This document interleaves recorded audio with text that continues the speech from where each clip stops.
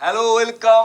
2025-এ উচ্চ মাধ্যমিক ছাত্রছাত্রীদের গত ক্লাসে আমি জৈব রসায়নে 2025-এর রাসায়নিক পরিচয় লিখো এবং বিক্রিয়ার উদাহরণ দাও এর উপর আলোকপাত করেছিলাম। আজকের আমি আলোকপাত করব পার্থক্যের উপর। কি পার্থক্য পড়তে পারে আমি পার্থক্যের উপর আমি আগে বলি তোমাদেরকে।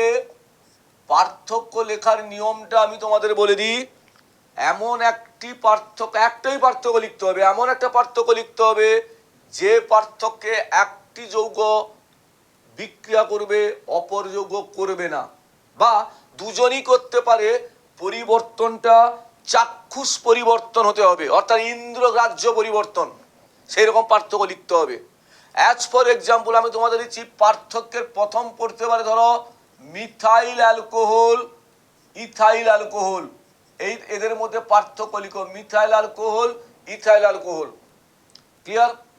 তোমরা কি করবে, মিথাইল অ্যালকোহল এবং ইথাইল অ্যালকোহলের পার্থক্য করতে গেলে তোমরা করবে স্যালিসাইলিক অ্যাসিড যুক্ত methyl alcohol, concentrated sulphuric acid নিলে বিশিষ্ট আয়োডেক্সের গন্ধযুক্ত মিথাইল স্যালিসাইলেট উৎপন্ন হবে।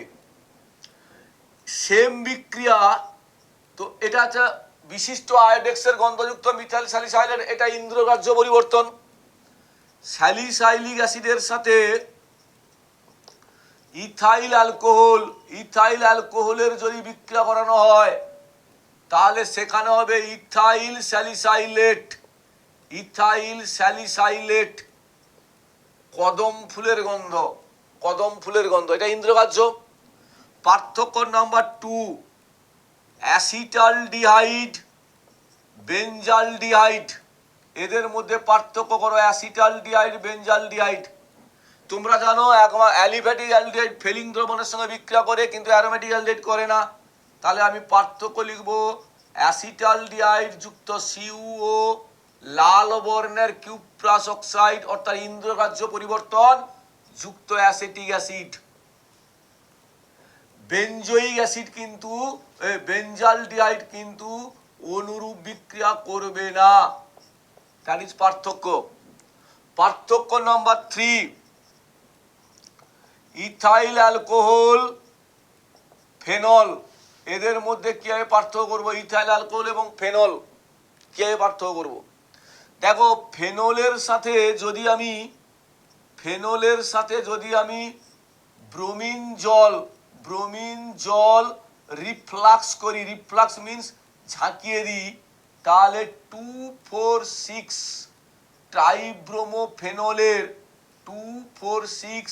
ট্রাইব্রোমোফেনলের সাদা অধক্ষেপ পড়বে, ইথাইল অ্যালকোহল কিন্তু অনুরূপ বিক্রিয়া করবে না। পার্থক্য নাম্বার 4, আমি কি পার্থক্য পড়তে পারে? ফেনল এবং স্যালিসাইলিক অ্যাসিডের মধ্যে পার্থক্য নির্ণয় করো। তোমরা কি করবে? স্যালিসাইলিক অ্যাসিড মিথাইল অ্যালকোহল এবং কনসেন্ট্রেটেড সালফিউরিক অ্যাসিডের সঙ্গে বিক্রিয়া করলে বিশিষ্ট আয়োডেক্সের গন্ধযুক্ত মিথাইল স্যালিসাইলেট উৎপন্ন হবে, কিন্তু ফেনল অনুরূপ বিক্রিয়া করবে না। পার্থক্য 5, অ্যাসিটালডিহাইড ও অ্যাসিটোন, এদের মধ্যে তুমি কিভাবে পার্থক্য করবে? তোমরা জানো কোনো কিটোন ফেলিং দ্রবণের সঙ্গে বিক্রিয়া করে না, কিন্তু অ্যাসিটালডিহাইড করে। তাহলে পার্থক্য লিখব CH3CHO, CuO, লাল রঙের কিউপ্রাস অক্সাইডের অধক্ষেপ যুক্ত অ্যাসিটিক অ্যাসিড, কিন্তু অ্যাসিটোন অনুরূপ বিক্রিয়া করে না। পার্থক্য number 6, formic acid, acetic acid, এদের মধ্যে পার্থক্য নির্ণয় করো। তোমরা জানো একমাত্র ফর্মিক অ্যাসিড যে বিজারণধর্মী, কিন্তু অ্যাসিটিক অ্যাসিড বিজারণধর্মী নয়।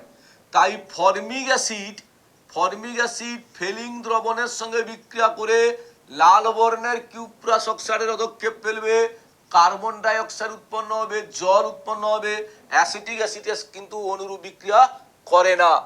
পার্থক্য নাম্বার 7 পড়তে পারে CH3 CH2 CH2OH এবং CH3 CHOH CH3, অর্থাৎ প্রোপান 1 এবং প্রোপান 2 এর মধ্যে পার্থক্য তোমরা জানো। লুকাস বিকারকের সঙ্গে অর্থাৎ হচ্ছে লুকাস বিকারক তোমাদের অনাদ্র জিঙ্ক ক্লোরাইড এবং কনসেন্ট্রেটেড HCl এর সঙ্গে বিক্রিয়া করলে একটা ঘোলাটে অধক্ষেপ পড়বে 5 মিনিট পর, কিন্তু প্রোপাইল অ্যালকোহল বা প্রোপানওয়াল অনুরূপ বিক্রিয়া করবে না।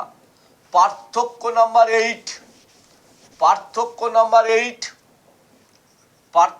8 তোমাদের পড়তে পারে মিথাইল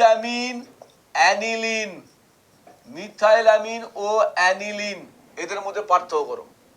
তোমরা জানো যে অ্যানিলিনের সঙ্গে যদি 0 ডিগ্রি বা তুমি এইটা করতে পারো, অ্যানিলিনের সঙ্গে যদি ব্রোমিন জল রিফ্লাক্স যদি করি তাহলে আমার 2,4,6 টাইব্রোমো অ্যানিলিনের সাদা অধক্ষেপ পড়বে। 2,4,6 টাইব্রোমো অ্যানিলিনের অধক্ষেপ পড়বে, সাদা অধক্ষেপ, মিথাইল অ্যানিলিন অনুরূপ বিক্রিয়া করবে না। পার্থক্য নাম্বার 9 অ্যাসিটোফেনন বেনজোফেনন, এই দুজনের মধ্যে আমি কিভাবে পার্থক্য করব? অ্যাসিটোফেনন বেনজোফেনন, দেখো অ্যাসিটোফেনন এ হচ্ছে আয়োডিন NaOH এর সাথে বিক্রিয়া করে কি করবে? হলুদ বর্ণের আয়োডোফর্মের কেলাস অধক্ষিপ্ত করবে, কিন্তু বেনজোফেনন অনুরূপ বিক্রিয়া করবে না। তোমরা এই 9খানা পার্থক্য করলে তোমরা কিন্তু পরীক্ষায় পেয়ে যাবে, দুটো পার্থক্য পরীক্ষায় থাকবে, তোমরা এই 9টা প্র্যাকটিস করলে কিন্তু পেয়ে যাবে। ভালো করে ইউটিউবটি ফলো করার পর সবাই কিন্তু তোমরা খাতাতে প্র্যাকটিস করবে, তোমরা সাবস্ক্রাইব করবে, অবশ্যই সাবস্ক্রাইব করবে এবং বন্ধুদের মধ্যে তোমরা এইটা ভিডিওটাকে শেয়ার করবে। এর পরবর্তী ক্লাসে আমি তোমাদের আলোচনা করব জৈব যৌগের কি ধরনের রূপান্তর করতে পারে, কি ধরনের রূপান্তর। ঠিক আছে, আগামী ক্লাসে আমি রূপান্তর নিয়ে আলোচনা করব।